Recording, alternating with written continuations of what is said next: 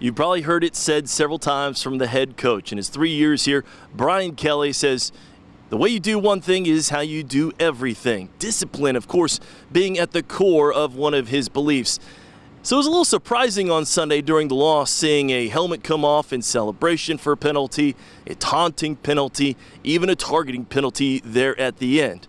Head coach Brian Kelly says there's been a lot of work behind the scenes that unfortunately did not make it into the game in Sunday night's loss.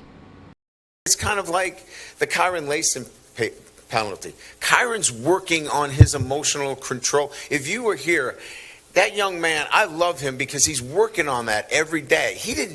That wasn't like malice. That wasn't like it.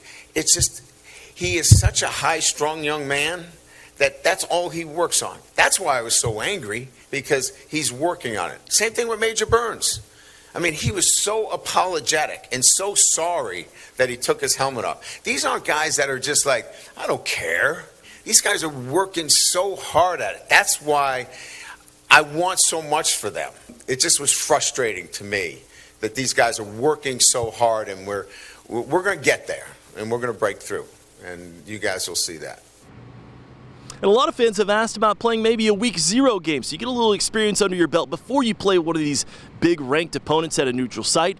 Brian Kelly brushed that off today, saying, "We know a lot more about this team going forward." Covering the LSU Tigers for your Go Nation, I'm Brian Holland.